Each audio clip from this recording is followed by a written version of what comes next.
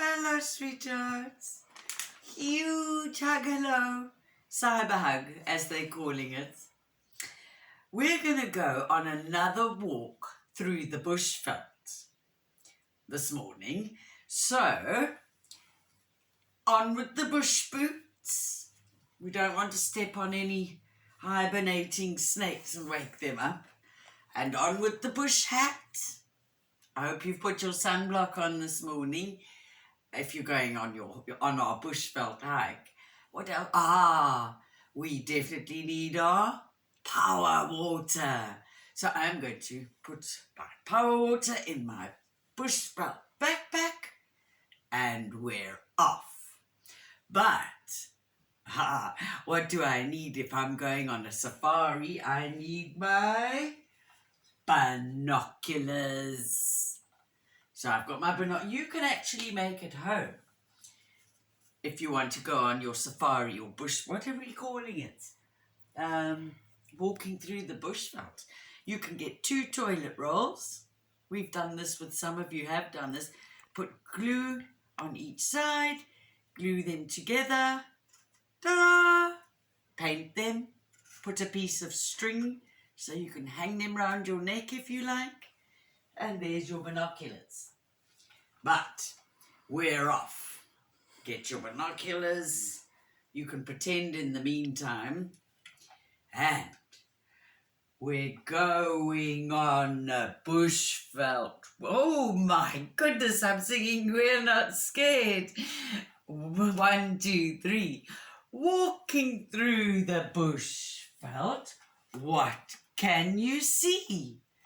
Can you hear a noise? What can it be? Over there, oh, he's back to front. Over there, a squirrel looking for his tea. Walking through the jungle, what can you see?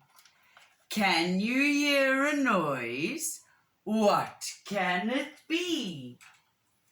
Over there, a monkey looking for his tea. Walking through the bushveld, what can you see? Can you hear a noise? What can it be? Over there, a pink, hairy thingy-maglooby looking for his tea. Gloop, gloop, gloop, gloop, gloop. I don't know how they look for their tea. Walking through the jungle, what can you see? Can you hear a noise? What can it be? Over there, an Ellie looking for his tea. Boom, boom, boom. And they like to shake trees to get the fruit at the top, don't they? Walking through the bushveld, what can you see? Can you hear a noise? What can it be? Ooh, over there. A lion looking for his tea. Walking through the bushveld, what can you see? Can you hear a noise? What can it be? Over there, a rhino looking for his tea. I hope it isn't me. Lovely. But would a rhino eat us? No, he's a herbivore, which means he only eats plants. Carnivores eat meat, and our rhino is a herbivore. We've slapped those syllables, herbivore, carnivore, 3 syllables. Old rhino with his bent horn is a herbivore. He wouldn't eat you, but he would charge you. They can get very grumpy. Woof, woof, woof. They scrape the dirt with their paws, put their head down, and charge you with their beautiful horn. Lovely. Remember we were talking about making the links for a chain when we all see each other again of all the things we've learnt in lockdown. So now I've added another one and it says Zoom. Well, almost. Alexandria was with me yesterday and helping me along. And who else did I see? But I'm sure I'll see you. I hope I see you all later. So I have got Mommy Rhino and Baby Rhino, because we were talking the other day about helping save the lion from cage hunting, and I think we all know our rhino or rhinos all around the world are almost extinct. Extinct, 2 syllables, means like the dinosaurs won't be living anymore. That would be very sad. So today we're going to read a story that will perhaps give you some ideas on how to help the rhinos. I think the mommies are pregnant for 18, nearly a year and a half with their babies. And they look after their babies for 3 years, and they're very good mommies. Rhinos can be a bit grumpy, but I think they're just trying to protect themselves. Big, gentle giants. Okay, this is called Rescuing Rhino. Who wrote this? It doesn't. Oh, Judy Moore. Rescuing Rhino. Oh dear. A gigantic wall was being built across the valley to the dam river. Soon the water began to rise. Every day it rose higher and higher. The hills became islands, very crowded with animals. There was less and less space, and less food. Many of the animals decided to swim to the mainland. The elephants used their trunks like snorkels. Snakes swim on the surface, and zebra kicked like crazy. In panic, Rhino and Torty, there's old Rhino and Torty, watched them leave. Oh no! How will we go? We can't swim like Croc or Hippo. Luckily, Rupert Fothergill and a vet arrived in a flat-bottomed boat. They were part of the animal rescue called Operation Noah. Grumpy Buffalo was tied to the side, but Baby Rhino Torty, and the small critters were given a ride. Once on the mainland, all the others scurried off to find family. Oh no! What about Rhino?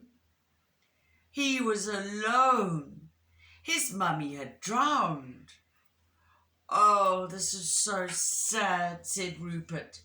We can't leave him alone for the lions to eat. I've an idea, said the vet. I'll take him home. A rhino is a pet, not in Piglet's Pen Preschool's playground.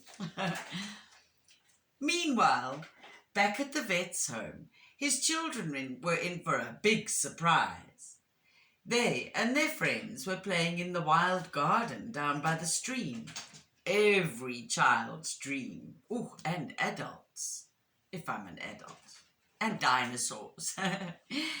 Some were collecting rocks and stones to build a dam. Rhino saw a girl laughing as she swung over the water on a willow branch. Oh no, don't let go. I spy weavers, just like in our playground. And guinea fowl, definitely Africa, South Africa. The vet's wife was a nurse and had cared for orphaned animals before. In fact, she had just hand-reared a baby zebra.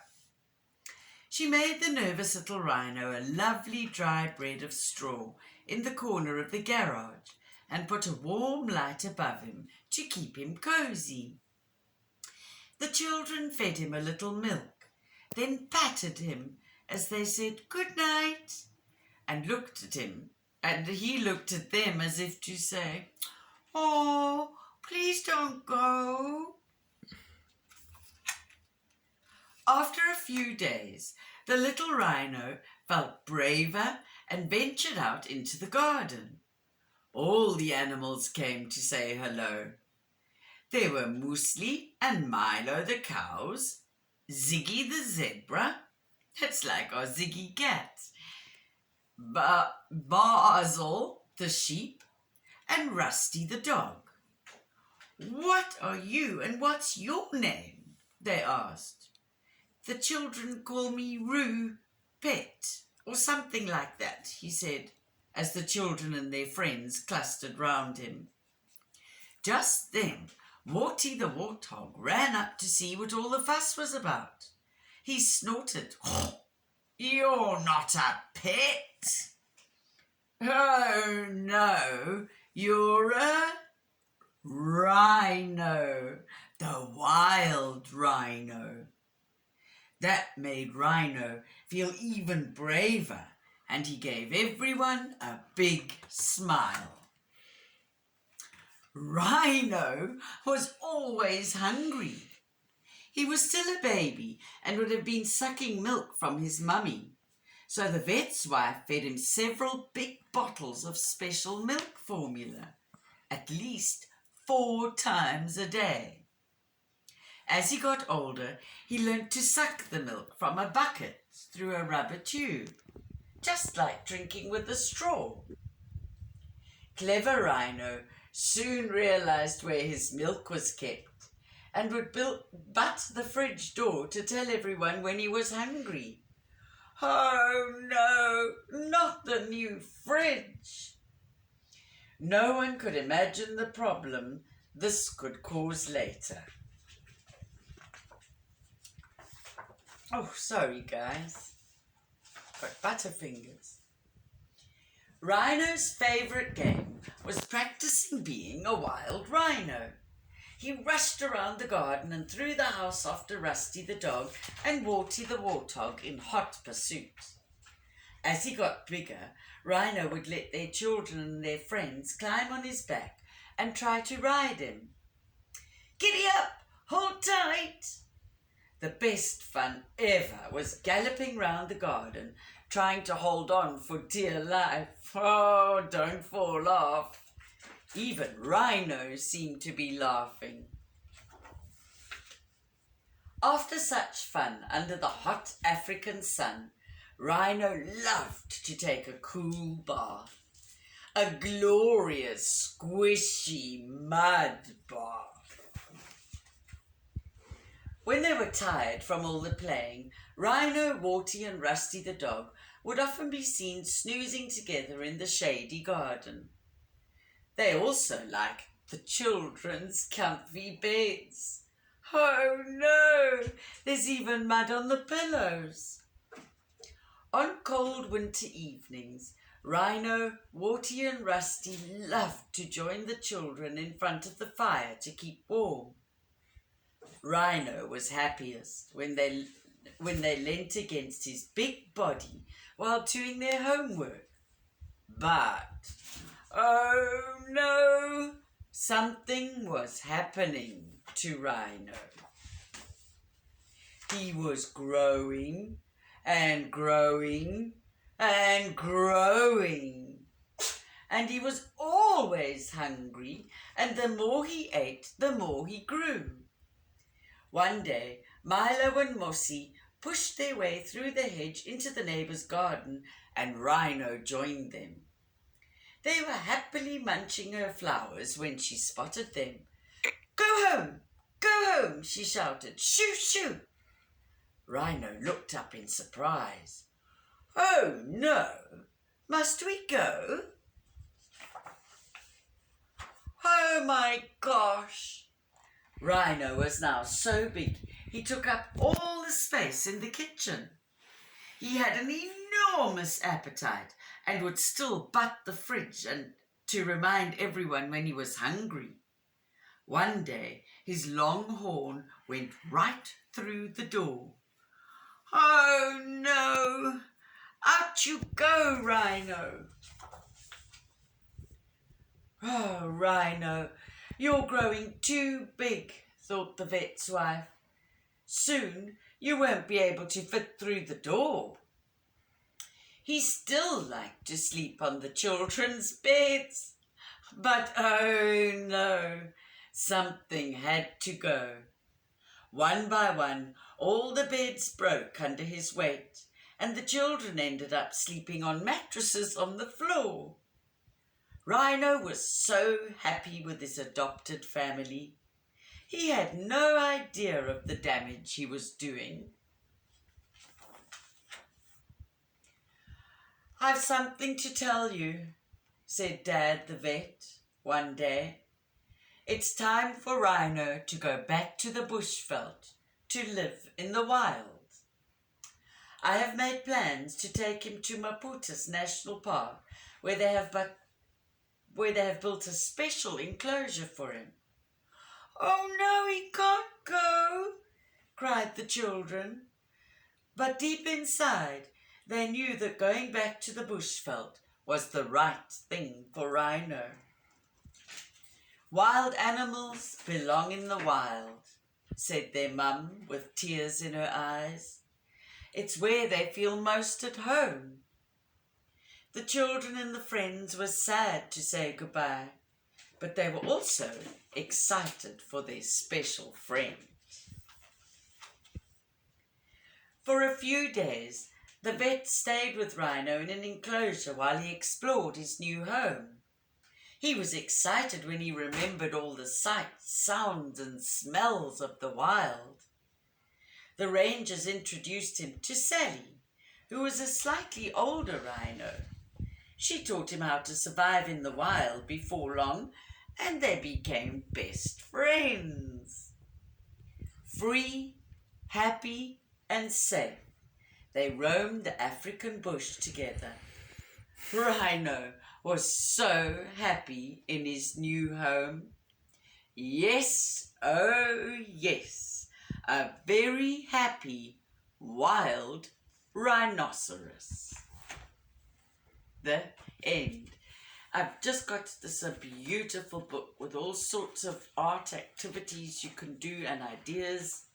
One school wore Save the Rhino t-shirts and took a photo to help save the rhino. But I'm going to quickly read you about rehabilitated orphans. Rehabilitated. My goodness. How many was that, Ben? Rehabilitated. 6 syllables. So, telling us hand-reared orphaned wild animals. Hand-rearing orphaned wild animals is very different from looking after our pets. They need special care. And it was saying that they have different growing up. Every stage is important, as most animals, just like children, have to be taught skills that they would have learnt from their mommies.